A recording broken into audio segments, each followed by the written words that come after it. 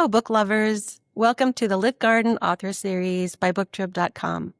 I'm your host, Diane Parrish, author of the column Lit Garden, monthly musings and book reviews for the thoughtful reader. Today, I have the pleasure of speaking with my own daughter, Amanda Parrish Morgan, about her memoir, Stroller. Welcome, Amanda.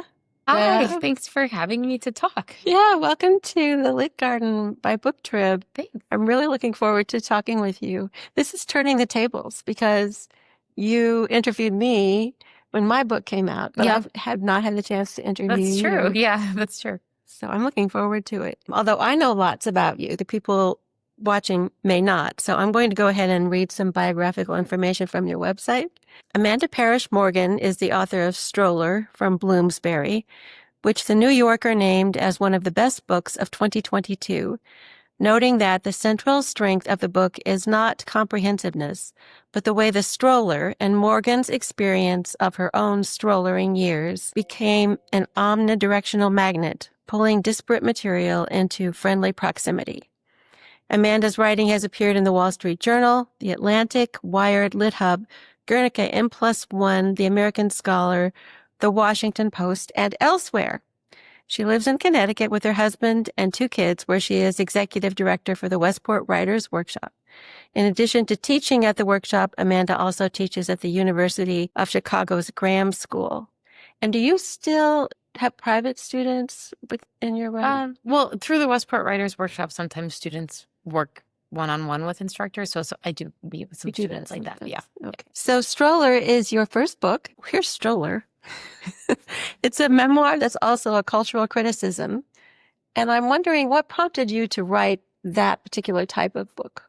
Well, so the Stroller is part of the Object Lesson series from Bloomsbury. And that's just what that series is. It's each of the books in the series uses an object as a way to understand something about our culture. You know, the balance of how literary or academic or poetic or visual the different books are, it sort of depends on the author and that author's background and preference. But the series as a concept is sort of inherently a cultural criticism series. Mm-hmm. That's a kind of writing I love reading and I love doing, but also is what the series is looking for. So, like, what are some examples of other objects that have been in that series? There's one called High Heel by an author named Summer Brennan. There's one that came out right around when mine did by Maria Theresa Hart named Doll. It also was right around when the Barbie movie came out, so she had a lot of like fun articles she could tie in when she was doing publicity for that. There was one called Jeans, as in the pants, not the element of biology. Interestingly, one that sticks in my mind is called Soccer, which is not really an object. Like that's, you know, it's a noun, but not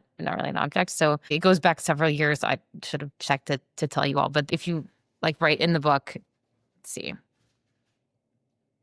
or is a list of the other, okay, you know, like high heel, veil, sticker, spacecraft, burger, to name a few. It's really a disparate list. I mean, Yes, it's everything definitely. under the sun. Yeah.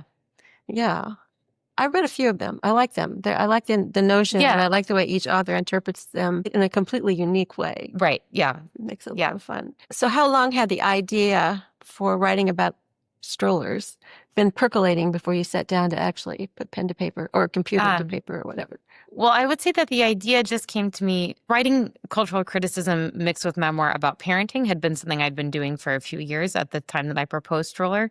But other than for this series, I hadn't had it in mind to write a book about strollers. What I initially pitched was actually running stroller or jogging stroller. But the editor wisely, I think, suggested that that was maybe too narrow. I had just been noticing the running stroller thing that I thought was fascinating was this pressure on women to like never be apart from your child, but also immediately begin doing intense cardiovascular exercise right after you have a baby. What object better signifies how impossible the expectations of new mothers are than a running stroller? I had one and used it all the time and loved it actually, but as a very fraught, loaded object. So that is a chapter about running strollers in here, but then I ended up expanding to write about strollers in other ways too. What was your writing process like for this book, since you had little ones tugging at you or pushing and pulling you at the same time? The way the series works is if you have an idea for an object, you have to submit a book proposal to the series editors, and that needs to include not a super detailed outline, but, you know, it's a multi-page proposal with a writing sample and a chapter outline and, you know, a sort of rough outline of what sources you're planning on using. So pulling that together helped me not that the book itself didn't vary at all from that, but that helped me get started with, that I could almost kind of go in order of the, right, today I'm going to move on down the line. There are lots of things that can be tough about writing with young kids, but I feel like it's not really any tougher than writing while you are doing other things that keep you busy. Different writers are different. Like I have one friend who doesn't necessarily write every day, but when she writes, she feels like she needs like 2 or 3 hours. I'm not really like that, but I wasn't even before kids. Like, not that I sometimes don't enjoy or wish I had more time to write, but I find like I can write on the average day between 1,000 and 1,500 words. And then I just kind of hit a wall. I mean, if that's to say like a first draft of something creative and narrative, if I were, had to write like emails for work or something, that's different. And it doesn't really matter if I have 4 hours to do it or 90 minutes to do it. Like, not always. There definitely are times I wish I had more time. But all that to say, when I was working on this, I wrote most of it in the summertime when my kids were at a day summer camp. So they were, I think at the time, like 5 and 7 or so. And I would just write. I would drop them off at 9 and pick them up at 2. So I would just write while they were there. And that was a schedule that worked well for me. I don't think even if I had a full work day to devote only to writing, I don't know that I would have gotten much more done. I've noticed that too. I mean, I'm not like you. I know that you can grab, if you have 15 minutes, you're waiting to pick somebody up, you can actually. Not always, sometimes. But sometimes you can actually accomplish something. Yeah. In 15 minutes. Well, I can. I mean, if the pressure's on, yeah, I can get it done. I actually feel like when I was writing this, I was more in that phase because like I around the same time I was writing the book, I remember going to meet a friend for dinner and I got there, I think 4 minutes early. And I had the thought like 4 minutes, I could run half a mile. I could maybe get my eyebrows waxed. Like what could I do in 4 minutes? And, now my kids are in school all day and they're also old enough that if I need to do something when they're not in school, it's not really a big deal unless, I don't want to be ignoring them to work when they're home. But if I have to get something done, it's not a big deal. So I think I was just in a phase of life where, 10 minutes was like, a significant that felt amount like a good enough chunk of time.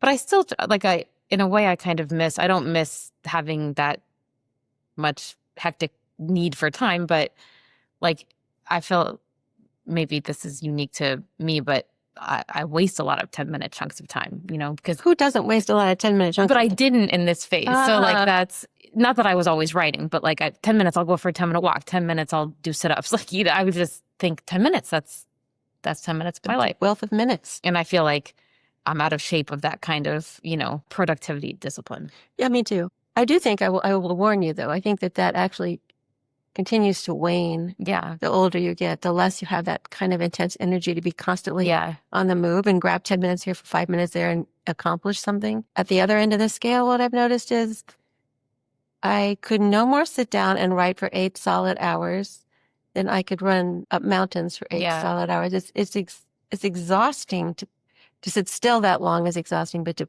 focus on one project that long, I find is just, I just can't do it. I just can't begin. Yeah.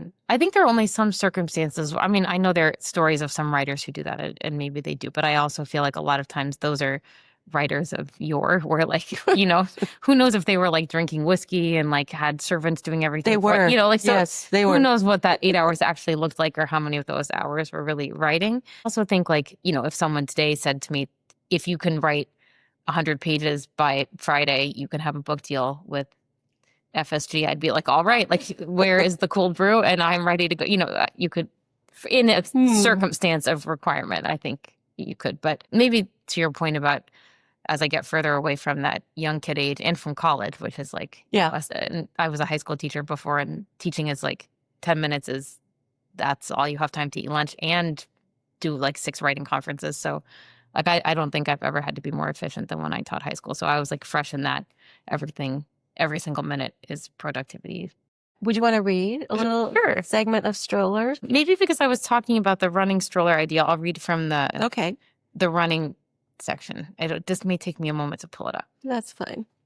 Okay. So the chapter that this is from is called Get Your Body Back, which is was the tagline of this mom's stroller exercising group that exists. I probably still does exist in my town, and I would see them exercising. And on the one hand, think like, I'm not really a big group joining person, so regardless of the tagline, it probably wouldn't have been my thing. And on the one hand, thinking like, that's great for women to have community, especially in an isolating time of life like new motherhood. But then that the tagline was all about how you looked just drove me nuts. So I sort of fixated on these women on the one hand doing something great, like I love running, that's great, but also being with other women and being outside and, not having to find a babysitter in order to get some exercise or take some time outside, whatever. So anyway, that's sort of where this frustration came with. Okay. When Anne told me that having a baby would be an end to all my running, part of my shock was because someone I considered a friend had said something so deliberately unkind with such obvious delight. But there was also a deeper level of surprise and confusion that upset me.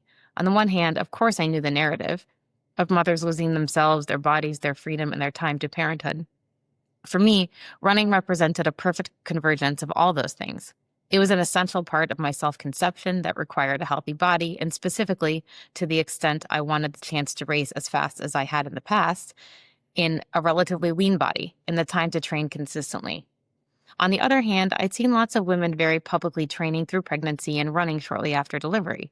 Surely that in the 21st century, motherhood and serious running might be able to coexist.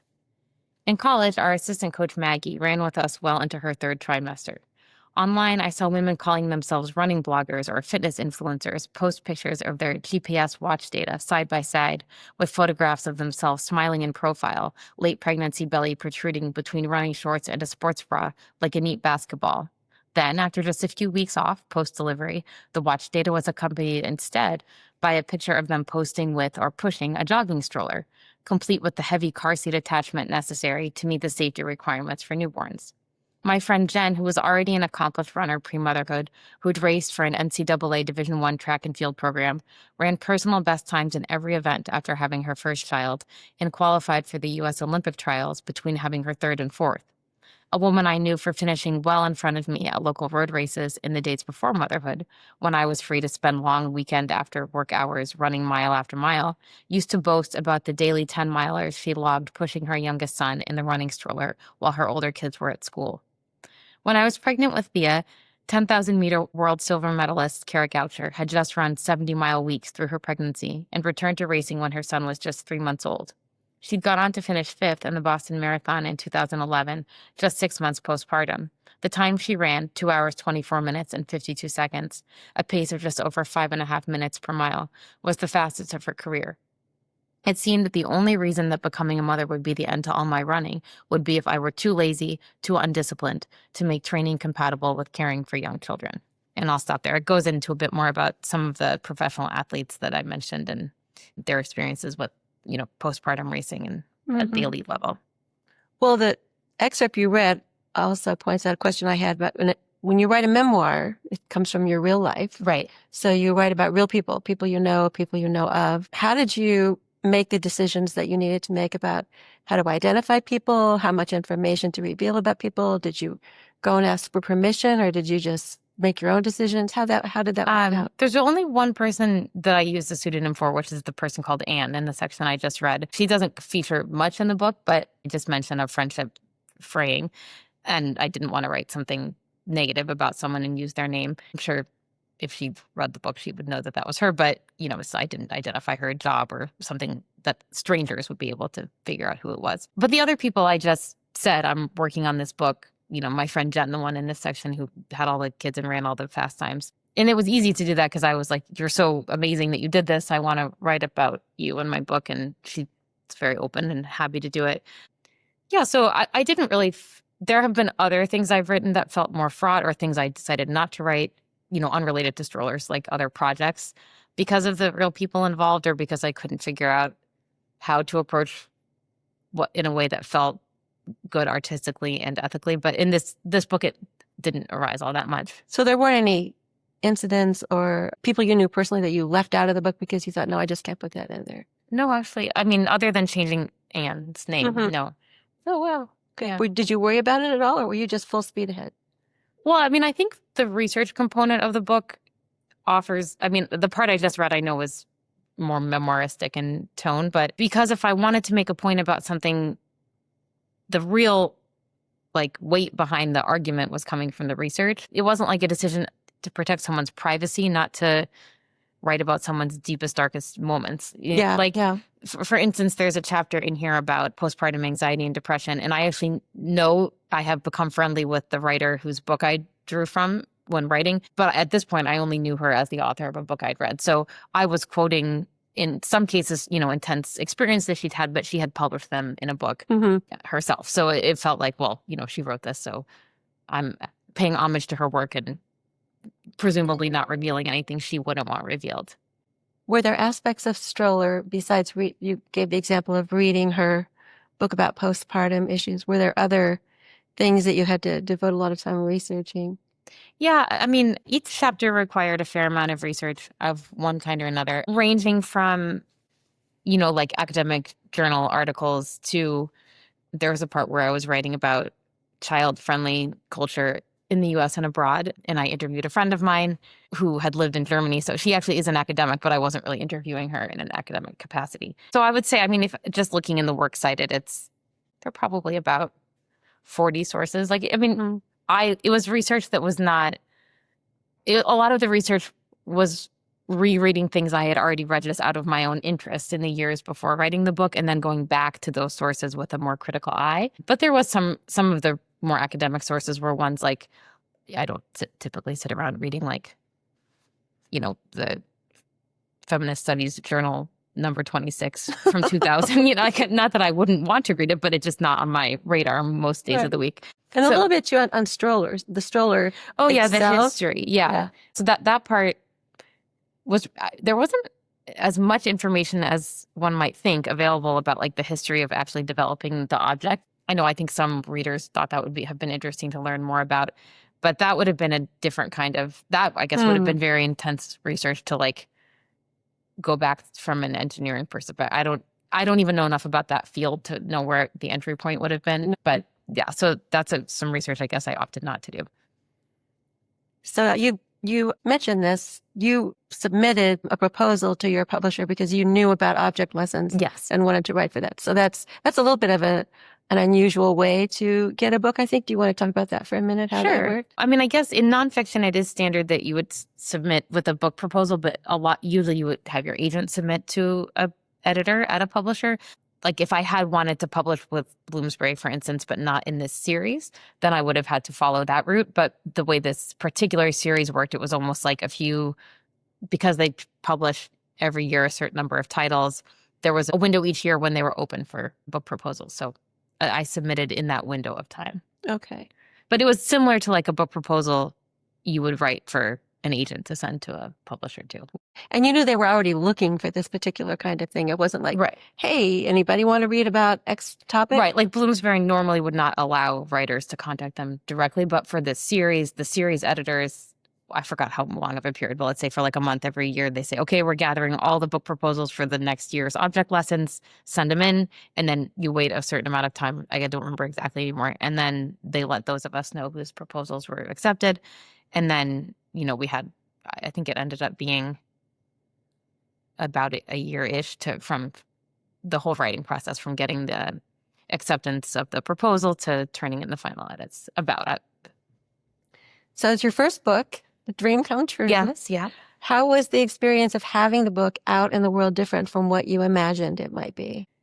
It's funny, like it wasn't that long ago, but it feels so long ago now. I guess the thing that was similar to what I was hoping or dreaming of was the night, my book launch night was really a wonderful day for me. A lot of friends from all different walks of life came to the bookstore. Like my high school English teacher was there. Some childhood friends were there. Students I had taught were there. My kids were there. My brother and his wife came in and surprised me. So that was just really wonderful. I felt very surrounded by love. And a friend of mine who had published a book told me that morning, you really have to just think of this as a celebration of all that you've done. This isn't a publicity campaign. This isn't numbers racking up activity. It's like a wedding, like a celebration of the relationship, and or a celebration of the work that's gone into this book. And the people who are there because they love you and they care about you. And she said this in a way that made me feel good. It might not sound nice, but she's like, they don't care. They're not there for your book. They're there for you. That was wonderful. Like I'm sure like a lot of people who want to be writers, it's easy to get in your head and daydream of like, oh, what would it be like? Like what would I wear if I had a book launch? So that was fun to get to do that. I mean, the only thing I would say this is kind of a cliche answer, but like other than that, nothing changed, like I just still feel insecure about my writing, still go to work, still clean up the kitchen. I mean, I remember around the time I was working on this book, reading an interview. It was actually an essay referencing an interview with Jodi Picoult, the novelist, who had described her writing routine. And she was describing how she got up at 4 a.m. to write or something. And the woman writing the essay was like, Jodi effing Picoult has to wake up at 4 a.m. to find time to do her writing. And obviously Jodi Picoult's financial writing situation is quite different, but like in her renown, and she's prolific, but that essay also was a good reminder of like, it's very easy for someone who is on the other side, hasn't published a book and is hoping to think of a book as some barrier that once you've crossed over, like you've made it. But I certainly didn't feel any more made it than I had before. So I guess it's just that I didn't feel any different other than that was a really fun, special day. But, it doesn't feel any less scary now to be working on a new book or to be thinking about other projects, or it doesn't change how I feel about other parts of life. It's interesting. I had an interview with Roxana Robinson that was just fantastic. And she's written, I don't know, 8, 10 books, whatever. They've all been really well received, won prizes, bestsellers. And one of the things that she talked about that surprised me is she still has readers contact her and kind of push back, say, well, just why did you put that in the book? Or why did you write that way? And I would have thought, I would never have had the gumption to email her and say, I don't think you should have done that. And then I could tell as she was discussing it, there was a little bit of insecurity there, even as successful as she is. So I guess it makes me wonder, whatever it is that makes writers want to, cut a hole in their heart and put it on a piece of paper, that feeling of, am I good enough? Should I be doing this? Will this be well received? How's this going to go down?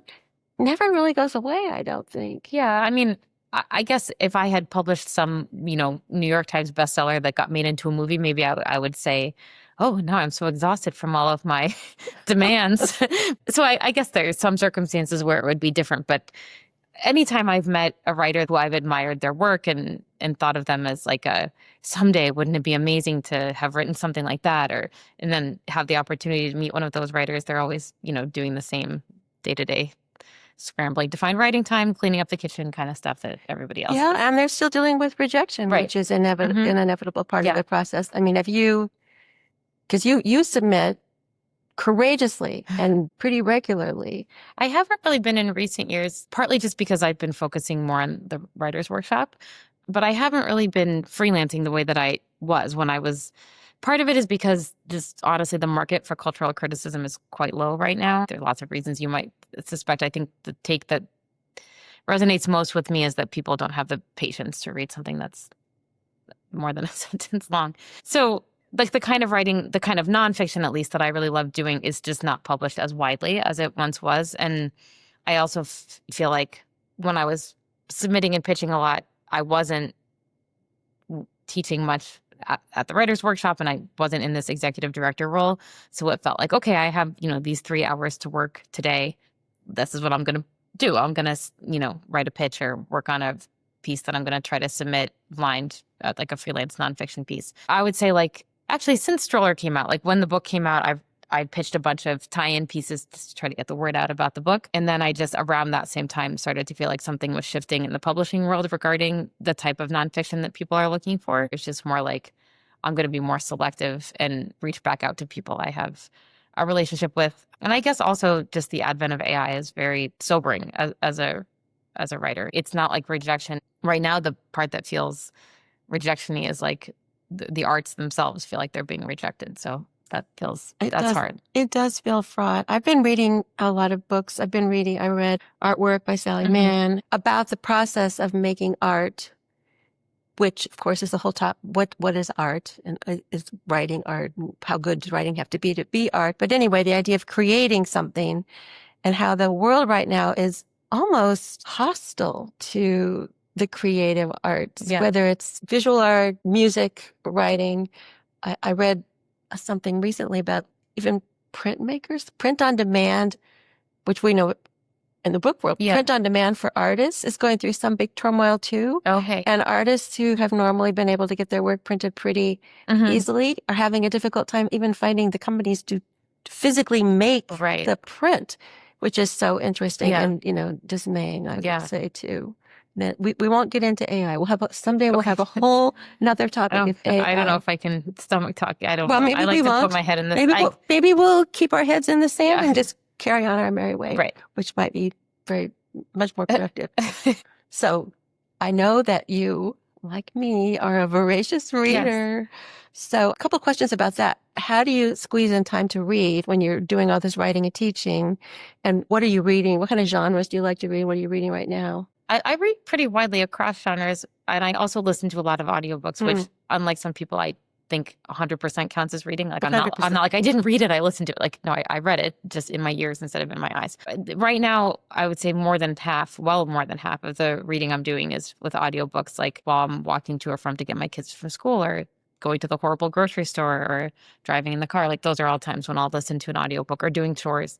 I saw someone wrote, I don't know, it was a meme or something like, before podcasts, how did people do chores? Like that's how I feel about audiobooks. Like I'll look at the dishwasher and think like, okay, if I have a book, I can face that thing. So that's how like a lot of my reading. And then not that I don't ever read hard copy books, but I tend to read those in bursts. Like if I start a book over the weekend and have a weekend that enables me to spend a lot of time reading, I'll kind of read it really quickly. But I'm so tired at night that I have a big stack of books next to my bed that I'm not really making much of a dent in, through no fault of the books, just because I'm falling asleep quickly. Yeah, I'm finding that to be the case too. I would agree with you. Listening to a book is completely reading the book. Yeah. Absolutely.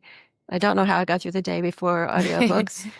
And it doubles the quantity of books you can experience. I even listen to audiobooks when I'm walking, but I know you don't like to listen to them when you're running. But if you add that into your daily routine, you can really cover a lot more territory. And sometimes, like I'm listening to The Loneliness of Sonia and Sunny right now, and it's about an Indian family, and part of it takes place in India, read by a woman with an Indian accent, or what we would think of as an Indian accent. And it really makes it a lot easier for me to understand the names and the places, because they're pronounced correctly through the audio, through the narrator in my ears, versus me making up some cockamamie pronunciation that has nothing to do with probably what it really is. Right. Now, I will say, we have 3 generations of writers in our family. You want to talk a little bit about your daughters? Yeah, sure. So I have a 6th grader she's 10, and she loves reading, and she really loves writing. She likes to write fiction, and she's working on a graphic novel right now. She just read Persepolis by Martin Satrapi, so she got excited about writing something similar. And it's makes me so heartwarmed and happy to see her love writing. Writing is not something a lot of elementary school kids like. It tends to be the hardest part of school for most kids. So I think sometimes it can feel lonely to her that's, like they're the kids who like love math and they want to join the math club and they're in the double advanced math, which is great if that's your thing. That is not my thing. It's not her thing. So I think it can sometimes feel a little lonely that, there isn't always a lot of time in the school day for more creative type of writing or a way to share creative writing. But we try to foster that for her at home whenever we can. The same was true for you. You started writing when you were 2 with someone to help you get the words on the But it seems, I don't know, have you ever thought about, is that a genetic thing? My mom also wrote, so is that something that we pass down through some invisible mechanism in our genes, or do you think it's the environment has exposed us to people who like to write and read?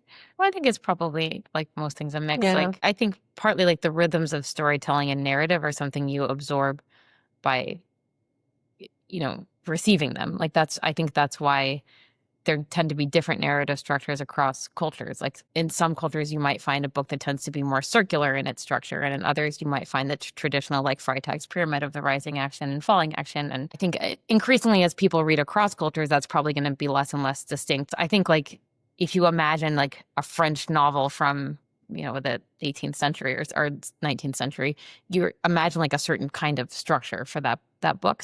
I think in the same way, like if you grow up in a house where people are telling stories or reading stories, or even, I don't mean just like mindlessly zoning out in front of the TV, but like watching stories thoughtfully, you internalize that interest in making sense of the world through Through stories. stories. But I definitely think, like, at least speaking from my own lack of talent in math, I was helping my daughter with her long division with fractions last night. No. And I really was like, I guess at one time I knew how to do this, but like even at one time when I knew how to do that, it never came easily to me and never felt like anything other than like dragging myself through sand uphill through brute force to like endure, and I think a lot of kids that writing is like that for them. Yeah. Mm-hmm. And I this is more like a thinking about teaching, but I think at some point we do kids a disservice when it's like double down on your weakness and get better, like maybe lean into your strength. That there are lots of ways of being intelligent and observing the world and curious, and they don't all involve storytelling, even if for me that's how I create and how I make sense of the world and how I connect. Like there are plenty of thoughtful people creating in other ways. So Oh yeah, absolutely. yeah. Yeah. Somebody figured out how to make a computer, which is mind-boggling. Yeah. But I'm grateful actually that they did. So in terms of your childhood reading, is there a book or a couple of books that stand out as memorable, ones you read over and over again, ones you wanted to make sure your children were exposed to? This is kind of connected to both of those things. In 6th grade in school, we read the book Island of the Blue Dolphins by Scott Odell. It's a story based on a real incident of a Native American tribe off the coast of California. Basically, everyone left the island except this one woman gets left behind. And then in the novel version, you find out all about that she jumped off a boat to save her brother, but I think that part is not really known for sure. Eventually, decades later, expedition of, I think, Spanish settlers came and found this one woman on the island and brought her to California. But I think the language barrier, even after years, remained a little bit hard to understand exactly what had happened to her. Anyway, this was a book I loved. I always liked stories about people surviving on their own. And I loved this book when we read it in school. But in particular, I remember like where I was sitting in the classroom in 6th grade when my teacher, Mrs. Burmeister, pointed out that as the time of this girl being on the island by herself went on, first she would have these wild dogs that she figured out how to tame as a companion. And the first wild dog had a name like Foxy or something. And then later, the wild dog had the name of a boy that she had been friends with. And our teacher pointed out like she was getting more desperate for human interaction, desperately trying to recreate what could not be recreated because we know like all these people had left. And I remember when our teacher said that, I was like that you could think about a book that way and like talk about an author's decisions that way, and that there could be meaning underneath just like one dog was Foxy and one name was Robert or whatever, like obviously it wasn't Robert, but that was just a very concrete moment of understanding what literature can do from a writing perspective and from a reading perspective. Oh yeah, that's wonderful. Yeah. Yeah. So now a few fun questions. Okay. If you could only take one book with you, you were stuck on a deserted island for a whole year, and you only had one book, what would you take? And no audiobooks. Okay. What would you take? I mean, I feel like I would take the largest blank book ever so I could embark on a big writing project. Oh my gosh, that's amazing. That's a wonderful answer. Not because that sounds kind of narcissistic though, so I'm embarrassed to say it. Like, okay, so you have that book and then also one to read. Let's modify the question. What's tough is like, I feel like it would ruin a book that I loved if I associate. Like, I don't want to be trapped with a book I really love. And then I was thinking about this question and thinking like, once in college, I had to read War and Peace for a class, and I'm not a Russian novel person, and I was getting behind, and it's like 1,200 pages long, and I was going on this train ride from Chicago, where I went to college, back home, which was going to be like a 24-hour train ride. So I deliberately only brought War and Peace. Like, I'm going to finally get caught up and finish this burdensome book. I literally just stared out a window. I was like, rather than read this book, I'm going to stare into the train tracks of the Rust Belt because I do not want to read this. So I thought like maybe I should say I'd bring a book I've always wanted to read. But like I know that wouldn't work for me on a desert island. I would just then not have anything to read. So it's good to know yourself. And then like a lot of the books I really, really love are not very long. Like I thought of Housekeeping by Marilyn Robinson as one of my favorite books. I love Claire Keegan's novels. I love The Great Gatsby, but those are all short. So I mean, I guess I would read them in a few hours. And I don't know. But you would go back to your way of reading them that you were talking about with Island of the Blue Dolphin. Yeah. Maybe the more you read it. Yeah. But I've read all those books like 20 times. I mean, that is a problem. I taught them, so, like when I taught high school, I luckily was fortunate to teach in a district where I could often get to suggest a book. So if I really loved a book and wanted to talk about it, I'd be like, great, we're bringing this one into AP Lit. But I think that's a really hard question to answer. I guess whatever it was I had there, I would read. And then, I mean, cheesy answer could be like a survival, how to get off an island book, because that would be much more useful. That would be much more useful. You could do the thing they used to do in the days of paper shortages, where you took the actual printed book, turned it sideways, and wrote your own book. Going the other direction. That's the best of all worlds, maybe. Yeah. I don't know, maybe. Yeah. I can't answer that question either. I just love to hear how people respond. So tell me about your perfect day. Well, it would probably be like September-ish weather, but in the summertime, because I feel like everyone acts in the summertime better, but it could be a little hot then. And I would wake up around 5:30 and then have coffee in silence with no one interacting with me for about an hour, and maybe do some writing. And then I would do a nice long run. And then when I came back from my run, I would have a delicious pastry-filled breakfast with my family and maybe go to the beach and read a book, and I don't know, maybe walk around somewhere new to me, like at a little town, or take a hike or something, and then go out to dinner and have a glass of wine and go to bed. What would your dinner be? On my birthday, when I try to recreate this exact thing, we always go to this restaurant called Centro in Fairfield, and I have salmon, and then I have key lime pie for dessert. Well, what should I have asked you that I didn't think to ask? Oh, I don't know.